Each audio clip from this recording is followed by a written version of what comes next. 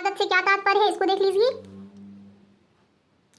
आप यहाँ पर कैसे लिखोगे उत्पादन की स्थिर लागत, और इसमें आपको लिखना है कि उत्पादन की स्थिर लागत साबित नहीं कर सकता। ठीक है, इसके बाद यहाँ पर हेलो एवरीवन, आई एम सुगम, वेलकम बैक। तो कैसे हो आप सब? आई होप आप सब अच्छे होगी।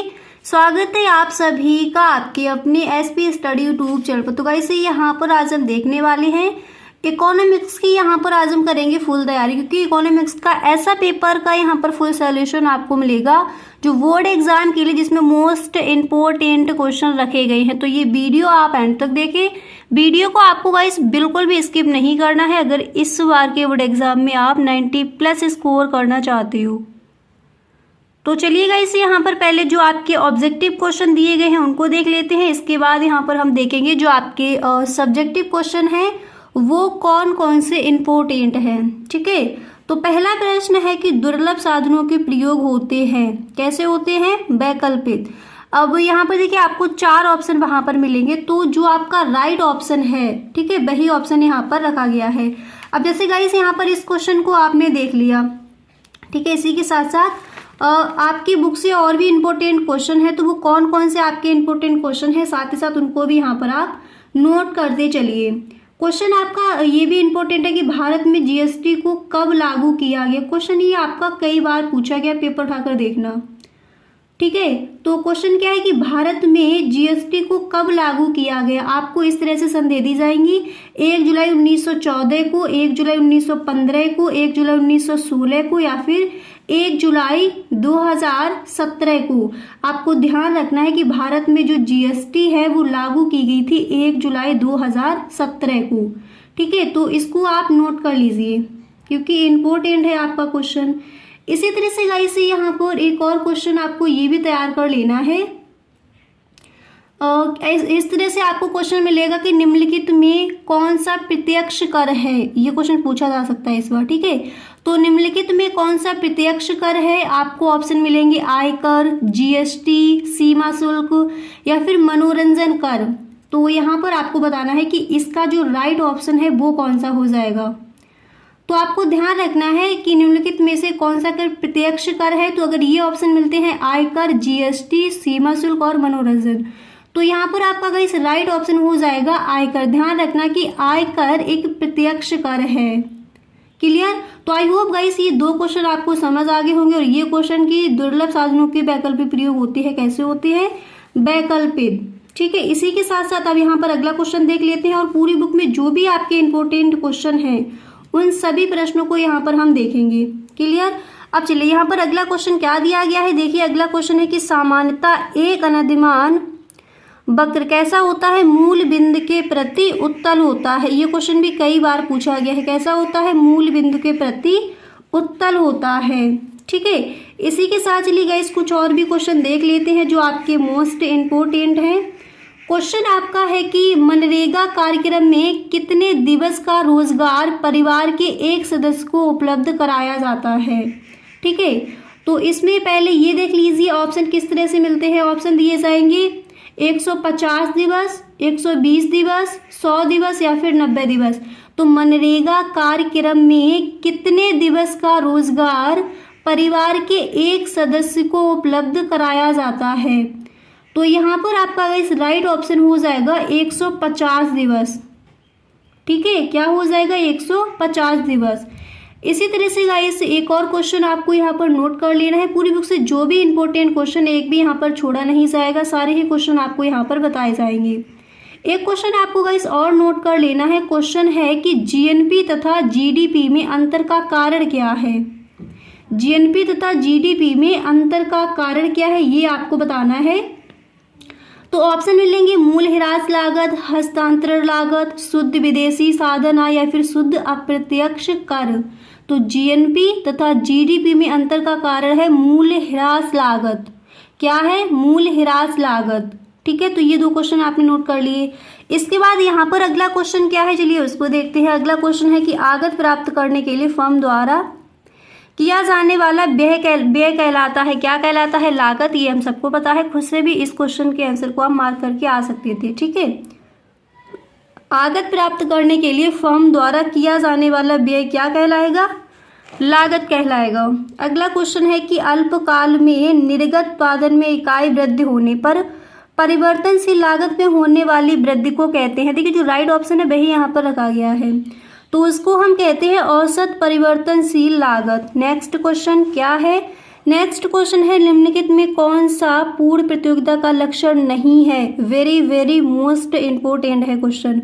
तो निम्नलिखित में से कौन सा पूर्ण प्रतियोगिता का लक्षण नहीं है? वो हो जाएगा कीमत विभेद। अगला क्वेश्चन ये भी गाइस कई बार पूछा गया है कि निम्नलिखित में से किसी पूंजीगत वस्तु में सम्मिलित किया जाता है। आपको 4 ऑप्शन मिलेंगे, राइट ऑप्शन उपकरण जो ऑप्शन है वही आपका राइट हो जाएगा। निम्नलिखित में से किसी पूंजीगत वस्तु में सम्मिलित किया जाता है उपकरण को।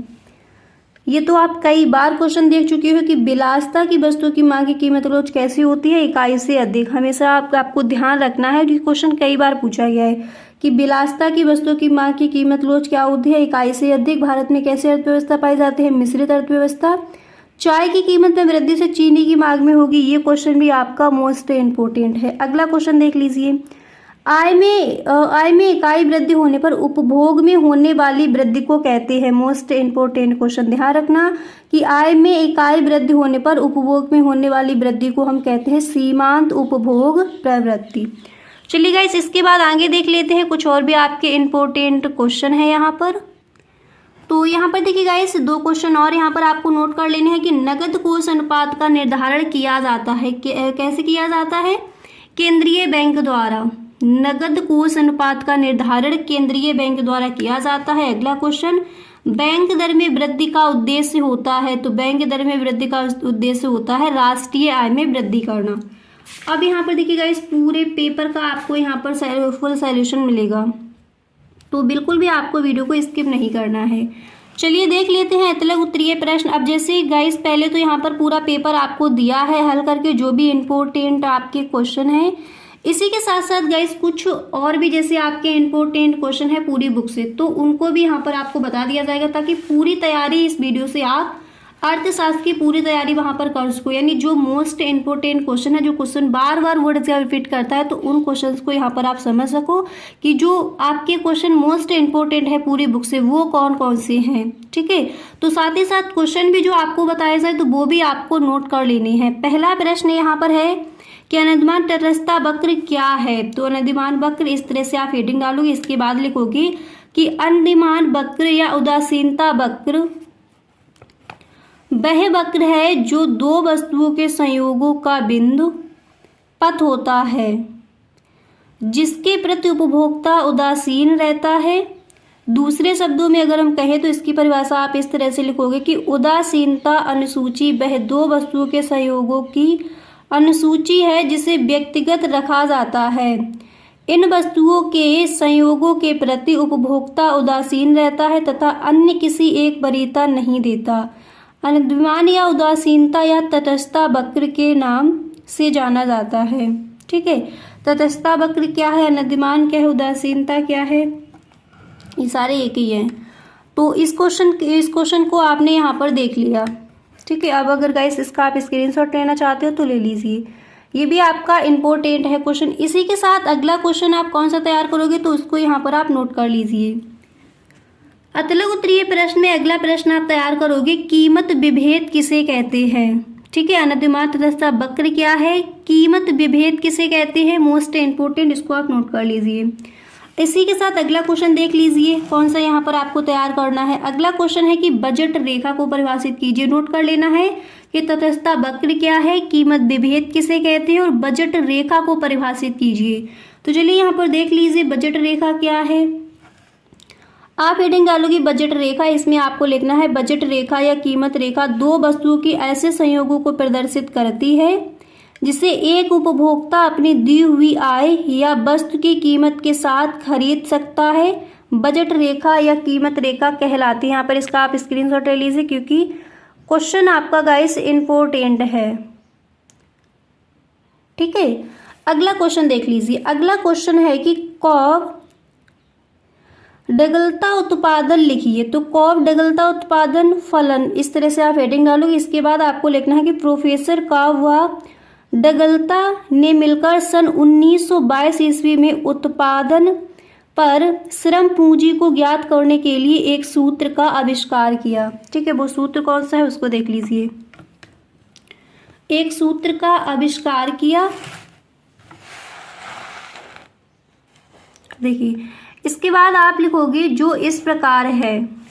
ठीक है, एक सूत्र का आविष्कार किया जो इस प्रकार है और यहाँ पर आपको इसका सूत्र लिख देना है। फिर यहाँ पर P बराबर क्या है, कीमत, LK बराबर क्या है, ऋणात्मक स्थिरांक, L बराबर क्या है, श्रम, और C बराबर क्या है, पूंजी। ये आपको वहाँ पर ब्लैक पेन से लिखना है। ठीक है, ताकि अगर क्वेश्चन पूछा जाता है तो एग्जामिनर को दिख जाए आपने एकदम सही लिखा है। इसके बाद आप लिखोगे कि इसमें उत्पादन पूंजी व श्रम के संबंध को बताती है, कीमत रेखा या बजट रेखा कहलाती है। तो आई होप ये भी आपको क्लियर हो गया होगा। इसी के साथ दूसरा क्वेश्चन नोट कर लीजिए अतलग उत्तरीय प्रश्न में कि प्रति व्यक्ति आय से क्या आशय है। ठीक है, प्रति व्यक्ति आय से क्या आशय है। इसके बाद अगला क्वेश्चन है उत्पादन की स्थिर लागत से क्या तात्पर्य है, इसको देख लीजिए। आप यहाँ पर गाइस लिखोगे उत्पादन की स्थिर लागत और इसमें आपको लिखना है कि उत्पादन की स्थिर लागत से अभिप्राय उस लागत से है जो अल्पकाल में उत्पादन मात्रा में वृद्धि में परिवर्तन होने पर पूर्णतः अपरिवर्तित रहती है। ठीक है, इसके बाद आप लिखोगे कि उत्पादन की स्थिर लागत कहलाती है। दूसरे शब्दों में इसकी परिभाषा देखिए, आप लिखोगे कि स्थिर लागत कुल लागत का योग है जिसे एक उत्पादक उत्पादन में स्थिर लागत के स्थिर साधनों की सेवाओं के लिए खरीदते या भाड़े पर लगाती है, उत्पादन की स्थिर लागत कहलाती है। तो ये देख लीजिए, क्वेश्चन आपका इम्पोर्टेंट है। तो यहाँ पर देखिए गाइस, आप देख चुके हो कि तटस्थता वक्र क्या है, बजट रेखा को परिभाषित कीजिए। इसी के साथ कॉप डगलता उत्पादन फलन लिखिए एंड इसके बाद उत्पादन की स्थिर लागत क्या है। क्वेश्चन ये भी नोट कर लीजिए, कीमत विभेद किसे कैसे, प्रति व्यक्ति आय से क्या आशय है। इसी के साथ आपको नेक्स्ट क्वेश्चन ये भी नोट कर लेना है कि मांग की लोच मापने का प्रतिशत सूत्र बताइए। मांग की लोच मापने का प्रतिशत सूत्र बताइए। इसके बाद यहाँ पर अगला क्वेश्चन है कि पूर्ण प्रतियोगिता की कोई 3 विशेषताएं लिखिए। आप लिखोगे पूर्ण प्रतियोगिता की विशेषताएं और पहले आपको एक लाइन लिखनी है, पूर्ण प्रतियोगिता की 3 विशेषताएं निम्नलिखित हैं जो इस प्रकार है।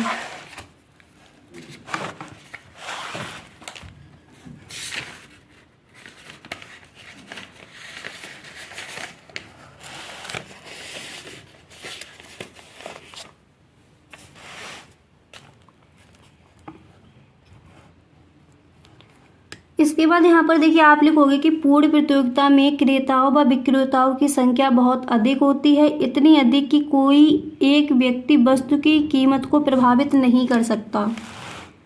ठीक है, इसके बाद यहाँ पर आप नेक्स्ट लिखोगे कि परिवहन शक्ति शून्य होती है जिससे सभी वस्तुओं के प्राइस एक समान होते हैं। एंड नेक्स्ट आप लिखोगे कि बाजार का पूर्ण ज्ञान होता है तथा वस्तुओं का आकार, रंग, रूप, आकृति आदि समान होती है। ठीक है, तो पूर्ण प्रतियोगिता की 3 विशेषताएं आपने देखनी। अगला क्वेश्चन यहाँ पर है कि स्वायत्त निवेश से आप क्या समझते हैं। अब ये क्वेश्चन देखने के बाद कुछ और भी आपके मोस्ट इंपोर्टेंट क्वेश्चन है अतलग उत्तरीय प्रश्न में, तो उनको भी यहाँ पर अभी हम देखेंगे। ठीक है, नेक्स्ट क्वेश्चन है कि स्वायत्त निवेश क्या है। आप लिखोगे स्वायत्त निवेश सरकार द्वारा किए जाने वाले सामाजिक कल्याण से संबंधित होता है। यह एक देश की अर्थव्यवस्था के आय के स्तर पर ध्यान नहीं देता तथा न आय के बढ़ाने से और न घटाने पर, न हानि से न लाभ से। यह तो केवल सरकार द्वारा सार्वजनिक कल्याण हेतु किए गए निवेश से अभिप्राय देता है, स्वायत्त निवेश कहलाता है। ठीक है, तो इस तरह से आप इसका आंसर लिखोगे। अगला क्वेश्चन यहाँ पर है भुगतान शेष संतुलन से क्या तात्पर्य है। इसमें आप लिखोगे भुगतान शेष से अभिप्राय एक निश्चित अवधि में एक देश से दूसरे देश के साथ आर्थिक लेन देन होता है, प्राप्त से प्राप्तियां व भुगतान का विवरण होता है। दूसरे शब्दों में भुगतान शेष एक देश के विस्तरों के साथ लेन देन का लेखा है जो दृश्य व अदृश्य मदों पर शुद्ध व्यापार व एक पक्षीय अंतरणों का विवरण होता है, भुगतान शेष कहलाता है। ठीक है, तो आप यहाँ पर क्वेश्चन देख चुके हो। भुगतान शेष संतुलन क्या है, पूर्ण प्रतियोगिता की 3 विशेषताएं बताइए, स्वायत्त निवेश से आप क्या समझते हैं अब इसी के साथ कुछ और भी आपके गाइस इंपॉर्टेंट क्वेश्चन है तो नोट कर लीजिए। अगला क्वेश्चन आप ये तैयार करेंगे, मुद्रा के 3 प्रमुख कार्य लिखिए अतलग उत्तरीय प्रश्न में। ठीक है, मुद्रा के 3 प्रमुख कार्य लिखिए। इसी के साथ व्यष्टि अर्थशास्त्र की परिभाषा दीजिए अतलग उत्तरीय प्रश्न में, इसको भी आपको तैयार कर लेना है।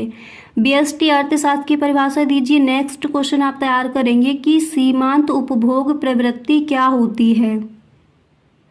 ठीक है, ये भी आपका इम्पोर्टेंट है अतलग उत्तरीय प्रश्न में। अगला क्वेश्चन सीमांत लागत क्या है। तो जो आपकी मोस्ट इम्पोर्टेंट क्वेश्चन है उनको यहाँ पर आपने देख लिया, अतलग उत्तरीय प्रश्न और जो आपकी वहाँ पर ऑब्जेक्टिव क्वेश्चन दिए जाते हैं। अब गाइस मिलते हैं नेक्स्ट वीडियो में, वहाँ पर भी हम देखेंगे कि लघु उत्तरीय प्रश्न आपको कौन कौन से तैयार करने हैं। ठीक है, तो अगर गाइस आपको वीडियो अच्छा लगे तो please tell me in the comment box, और एक बार आप सभी दोस्तों में आप इस वीडियो को शेयर ज़रूर करें। Okay, thank you so much.